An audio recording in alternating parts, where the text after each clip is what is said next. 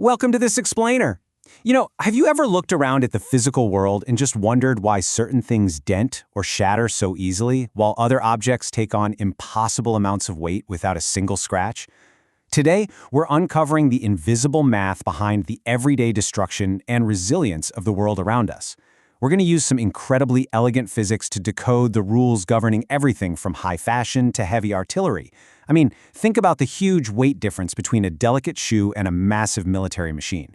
You'd naturally think the heavier object always does more damage, right? Well, physics has a surprisingly cool answer for us, and it completely changes how you'll see everything you touch. To kick things off, I want you to picture a really specific scenario. Imagine a 60-kilogram person walking across a beautiful, brand-new hardwood floor wearing stiletto heels. With every single step, that tiny heel comes down and leaves a permanent, super visible dent right in the expensive wood. Just totally ruined. Now shift gears and picture a multi-ton military tank, an absolute behemoth of heavy armor.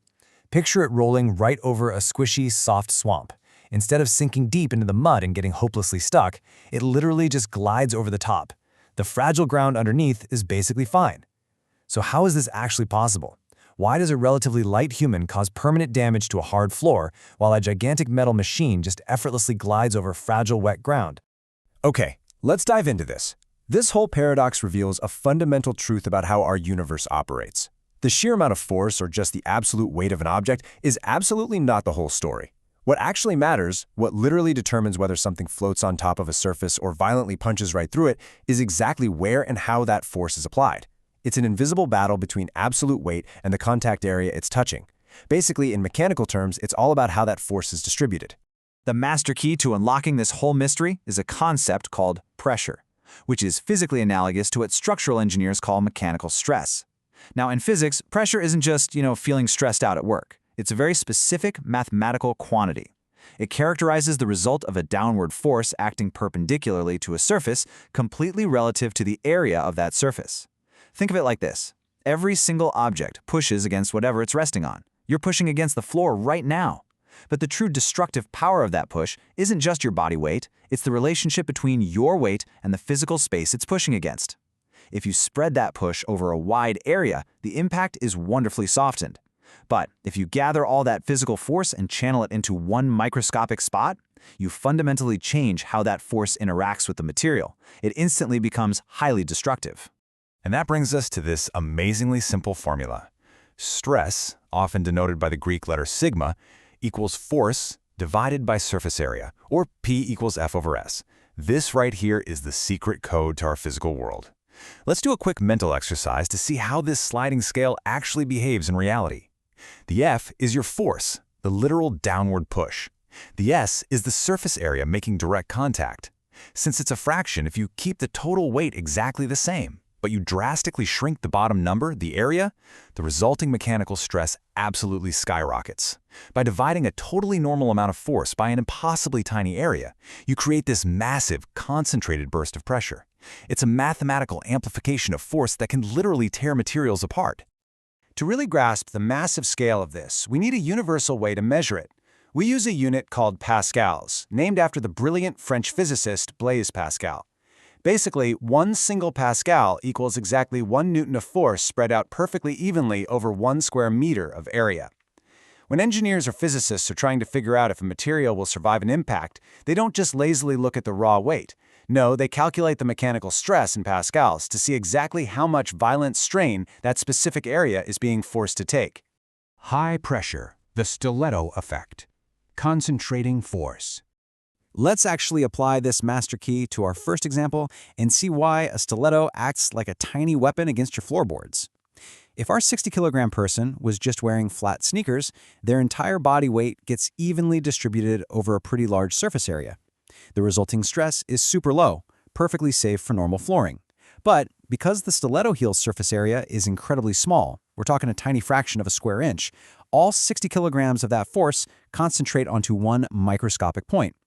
Going back to our formula, dividing the force by that extremely tiny area creates a huge, almost violent spike in pressure.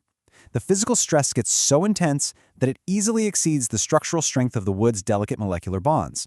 The material literally cannot hold its shape under that localized strain, and it aggressively gives way, leaving a deep dent. So it's not the overall weight causing the destruction, it's the laser-like concentration of that weight. Low pressure, the tank track. Distributing force. Now, let's totally flip the equation and see how military engineers brilliantly solve the problem of moving impossibly heavy machines over soft terrain, like deep swamps.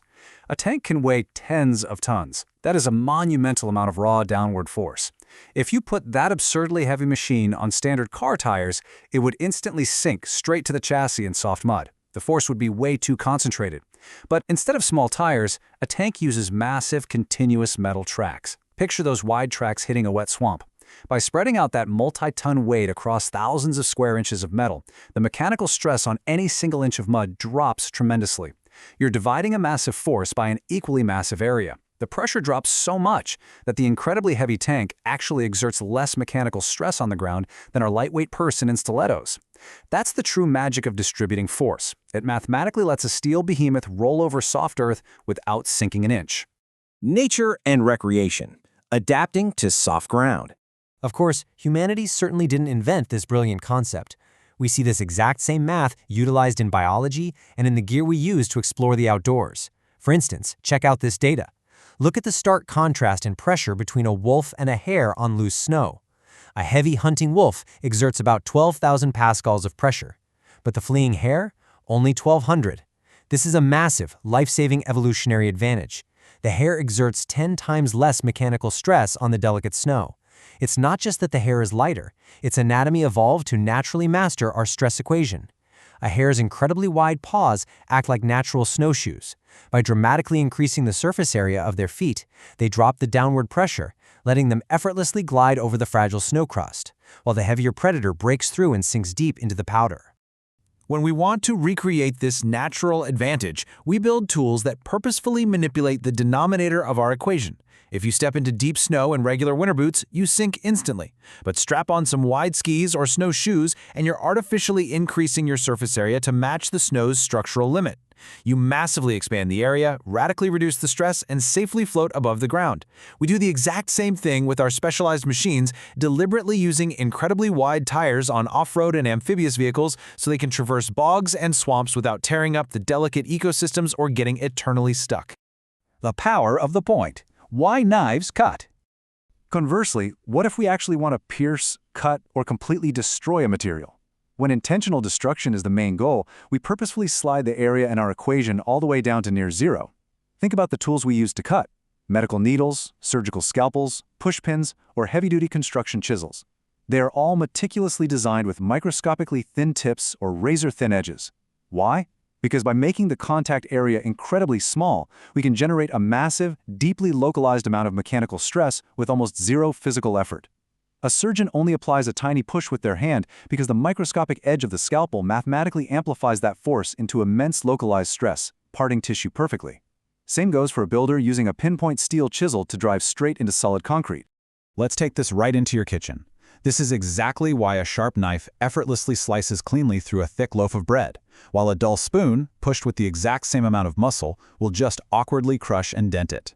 The knife has an incredibly tiny surface area on its edge, instantly translating your push into highly targeted pressure. The spoon, though, it has a large, rounded, remarkably blunt area. The pressure is too widely spread out, so it's far too low to actually break the surface. Sharpness isn't some unexplainable magic. It is purely the geometric, calculated concentration of force. Engineering our world. Building with pressure in mind. Understanding this fundamental relationship between force and area is exactly how structural engineers safely construct the massive modern world around us. And you actually utilize this brilliant logic daily without even realizing it. Take a heavy school backpack packed with thick textbooks. They're purposefully designed with wide, heavily padded straps.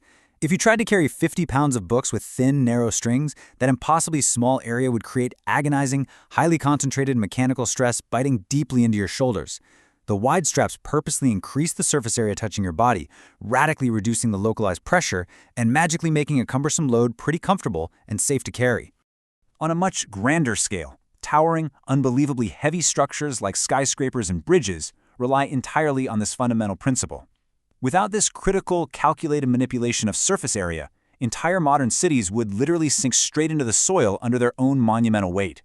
To ensure these multi-million-ton buildings stand safe forever, Structural architects purposefully design them with unbelievably wide, sprawling concrete foundations. These enormous bases take the catastrophic force of the soaring skyscraper and cleverly spread it out safely over a massive, wide area of dirt and bedrock beneath the city. Ultimately, all of this engineering comes down to one simple, unavoidable truth. Every single material on Earth has a structural limit, a highly specific breaking point known in physics as its yield strength. Whether it's that wide concrete foundation we just talked about, or the delicate wood floor under a stiletto, if the mechanical stress, measured in pascals, stays lower than its yield strength, the material holds firm and does its job perfectly. But the very second the localized pressure spikes even slightly higher than that limit, the material catastrophically fails. It warps, cracks, or shatters into pieces.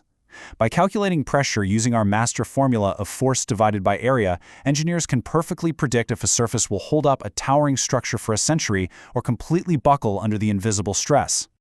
Now that you know the powerful underlying physics of pressure and mechanical stress, take a moment to look around your world with completely fresh eyes. Think about the chair you're sitting on right now, the specific design of the shoes you're wearing, the towering buildings you walk into every single day. It's all a perfectly calculated, delicate balance of force and area. The stiletto permanently denting the floor, the massive tank floating effortlessly over the swamp, the kitchen knife cleanly slicing bread. They're all strictly governed by the exact same elegantly simple fraction. It's literally all about how force is distributed.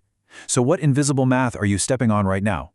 If you enjoyed discovering the incredible physics hiding in plain sight, make sure to subscribe to Code of the Universe for more fascinating explainers. Thanks for joining us, and keep questioning the incredible world around you.